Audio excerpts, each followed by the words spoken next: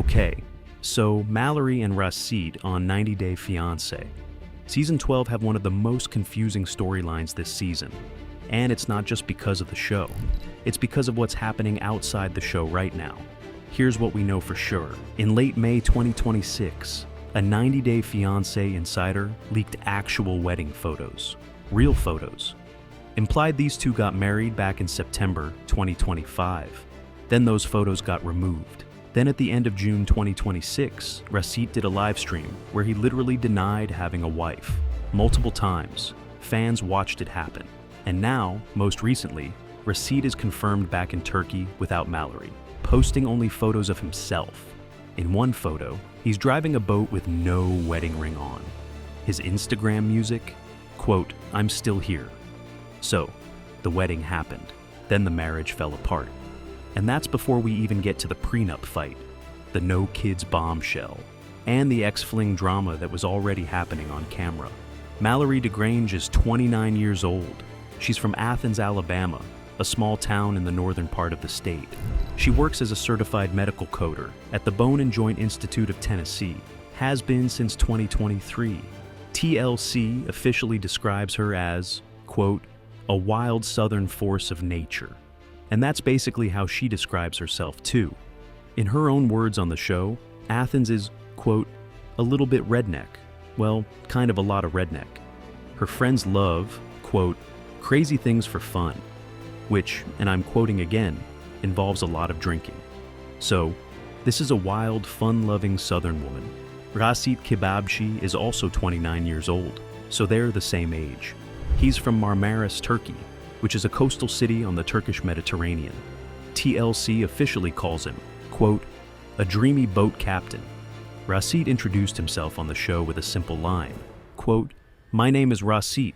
I am 29 years old. I am from Marmaris, Turkey. I am captain." Mallorie affectionately calls him Rosh because she can't pronounce his name correctly. Culturally, Turkey and Alabama could not be more different.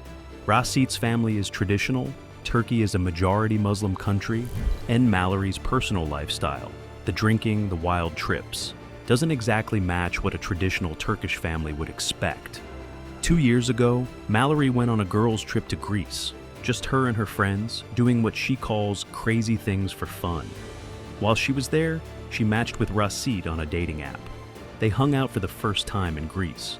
Rasit, I'm not making this up, French braided Mallorie's hair on that first meeting, which is apparently his thing. And Mallorie's own words about it were, quote, "I definitely planned on Rasit just being a one-night stand."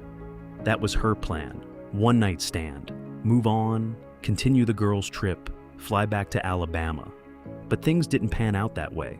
They kept talking after Greece, long distance. Then Rasit eventually proposed to Mallorie on a beautiful stony stairwell somewhere in Greece. Very romantic setting. That one-night stand turned into a 2-year long-distance engagement. And then Rasit came to Alabama on a K-1 visa waiting to get married, which is a huge jump, because think about how quickly this escalated. One-night stand, then engaged, and they never really lived together during that time, just visits back and forth. So when Rasit finally moved to Alabama full-time, they hadn't actually built a real day-to-day relationship yet. Because when you go from short vacation visits to living together in a small town in Alabama, differences become impossible to hide. So, Rasit arrived in Athens, Alabama on his K-1 visa, and things were going to be an adjustment no matter what. But some of the things that happened during his welcome were rough. According to the show, some people in Athens made anti-Muslim comments about Rasit, the kind of stuff you'd hope wouldn't happen in 2026, but apparently still does in small southern towns. Mallorie actually had to uninvite some people from Rasit's welcome party for being racist. That's how bad it got. Now, credit where credit is due, Mallorie stood up for Rasit. She recognized what was happening and drew a line. Not everyone would. In episode 3, Mallorie visited Rasit's family in Turkey. They performed a Turkish tradition where Mallorie had to put salt in Rasit's coffee. The symbolism is that their life would not always be filled with good times, that they would face difficult situations in their marriage. Honestly, that symbolism is turning out to be really accurate, because things get much messier from here. But Before we get to the drama, let's talk about the fun stuff, because there were actually some cute cultural moments. Real quick, some genuinely fun cultural moments happened when Rasit came to America. And these are worth mentioning because they show these two aren't all drama. Rasit discovered Chick-fil-A, and he became completely obsessed. Mallorie recorded him trying his first spicy chicken sandwich for Chick-fil-A. His reaction, quote, "Oh my God," he was blown away. He wanted to eat it once a week, maybe twice a week. Mallorie had to tell him no. Her exact words in an interview, quote, "I was like, no, that's expensive. We're not eating out that much." Then she added it was like he found the Holy Grail, or like Jesus's tomb or something. Meanwhile, Rasit had a serious observation about American life. He told Mallorie he thought Americans were, quote, like robots. His exact words, "You work and then you go home. There's nobody downtown in the square." In his hometown of Marmaris, he said, quote, "Always people everywhere, like all times of the day." In Alabama, downtown was empty. Everyone went home after work. Mallorie actually agreed with him. She said, quote, "We work ourselves to death, so I guess you're kinda right. We are kind of like robots." That's a legitimate cultural observation. American work culture is extreme compared to most of the world. Rasit noticed that immediately. And Mallorie? She fell hard for Turkish food when she visited Turkey, especially menemen. That's a Turkish breakfast dish. So there was genuine cultural exchange happening between them. The problem is, cute cultural exchange doesn't fix fundamental compatibility issues. And those issues were about to explode. Brandon is Mallorie's ex-hookup.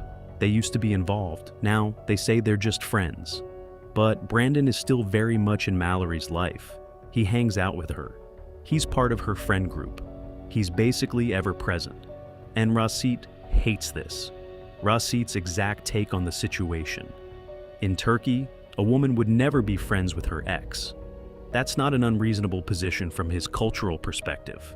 In many cultures, staying friends with people you've been intimate with is seen as inappropriate.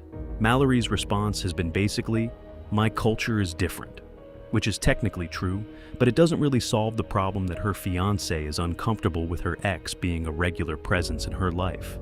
Now, I want to be fair to Mallorie here. She's not doing anything romantic with Brandon. She's not cheating. She just has a friend her fiancé doesn't like. And Rasit's frustration with Brandon fed into everything else, including the massive money fights that were coming. Because here's what most video breakdowns are getting wrong. The money drama didn't start with Mallorie's car accident settlement. It started before that. Mallorie refused. She said no to sending money to his family. Then things escalated. Mallorie has a settlement fund from a major car accident. Not her fault. Bad enough that she received significant money from it. It's her financial safety net. Rasit found out about this money and started asking her to pull from it repeatedly to help with household expenses, to help with their combined life, to help with things they could probably afford without touching that fund. That pattern is what really scared Mallorie. First, he asked for family money in Turkey. Then he asked for her accident settlement. It felt like a pattern. She said it in her own words on camera. Her exact quote was, "The money issue is a big thing in our relationship, and in the future it could get even worse, and that terrifies me." She's terrified about the money issue with her fiancé before they even get married. That's her acknowledging she doesn't trust him financially. The problem was how she did it. Mallorie brought up the prenup with Rasit. And here's the wild part. Rasit had no idea what a prenup was. This concept wasn't part of his world at all. He'd never heard of it. So Mallorie had to explain it to him. She had to tell him what a prenuptial agreement is, what it does, and why she needs him to sign one before they get married. Rasit's response was, quote, "You broke my heart right now." He was devastated. In Rasit's mind, asking for a prenup means you don't trust the marriage. It means you're already thinking about divorce. He accused Mallorie of thinking about, quote, "breakup rather than marriage." And then he refused to discuss it further. He wouldn't have the conversation. He wouldn't even consider it. Those aren't small red flags. That's a legitimate reason to be concerned. And Rasit's refusal to discuss the prenup made the concern larger, not smaller. But that fight was nothing compared to the bombshell that came next.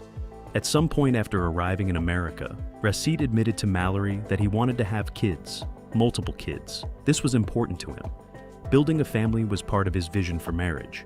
Mallorie stayed quiet. She didn't want to have this conversation. But as the wedding date got closer, her friends started pushing her to be honest with Rasit, to tell him what she actually wanted before it was too late. Then, in episode 13, she finally told him.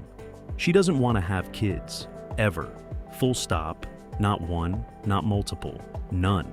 She told Rasit this is due to, quote, trauma she experienced as a kid, which, if that's true, is a serious reason and deserves compassion. But Rasit was completely blindsided. His response was devastating. His exact words, "If I had known when I was in Turkey, I would have ended things there and then." He said if she had told him during his time in Turkey, before he uprooted his life to come to Alabama, he would have called off the whole thing. Later, when he was talking to his brother about it, Rasit said, quote, "My brother's right because family is mean kid in our culture. She hurt me, she hurt my heart because I want to be that. This is my dream, and if she don't want a kids, I don't want a marriage. That's an ultimatum, no kids, no marriage." And Rasit's brother backed him up. He told Rasit that if Mallorie doesn't want kids, it means she doesn't actually love him. So now they're at an impasse. Mallorie has real trauma reasons for not wanting kids. Rasit has cultural and personal reasons for absolutely wanting them. There's no compromise on have kids or don't have kids. In Turkish culture, it's traditional for adult sons to financially support their aging parents. It's expected. It's part of family duty. This is a well-established cultural norm, not something Rasit made up to guilt-trip Mallorie. And this shows up in the show itself. Remember when Mallorie visited Rasit's family in Turkey? When Mallorie wasn't in the room, Rasit's brother pulled him aside, and he specifically asked Rasit whether he would still be able to support their parents in the future after getting married. That's a real cultural expectation. Rasit's brother wasn't asking that question randomly. He was reminding Rasit of family duty. So, when Rasit asked Mallorie to help send money to his family in Turkey, this wasn't necessarily just gold digging. This was potentially a Turkish son trying to fulfill a cultural obligation that his family was actively reminding him of. Does that excuse everything? No. He still asked his fiancée for money before she was even his wife. He still didn't explain the full cultural context clearly. He still pushed for her settlement money. And he still refused the prenup. But it does mean this isn't a simple Turkish gold digger storyline. Rasit has real, culturally rooted family financial pressure. That's a legitimate context for a Turkish son to worry about family finances. Whether Rasit handled the situation well is a separate question, but the family pressure was real, culturally documented, and even mentioned on the show. In late May 2026, a 90-day Fiancé insider account called Mary Pants posted actual wedding photos. Real photos. Implied these two got married in September 2025. The photos have since been removed, but fans saw them. So despite everything, the prenup fight, the kids' bombshell, the Brandon drama, the money concerns, they got married in September 2025. But then things fell apart. At the end of June 2026, Rasit did a live stream. And multiple times during that live stream, in response to comments, he denied having a wife. Straight up.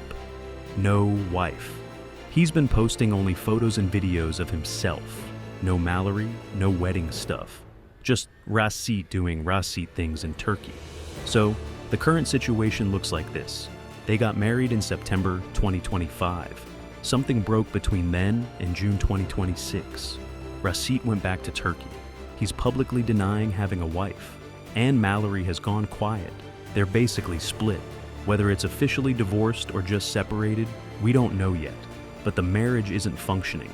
We'll get final confirmation when TLC airs the finale and tell all. Honestly, this couple had more red flags than any other on season 12. And based on the pattern, they're probably done. If you want more season 12 breakdowns like this one, subscribe and turn on notifications. I've got more coming. Drop a comment. Do you think Rasit is a scammer, or is Turkish family tradition giving him legitimate financial pressure? See you in the next one.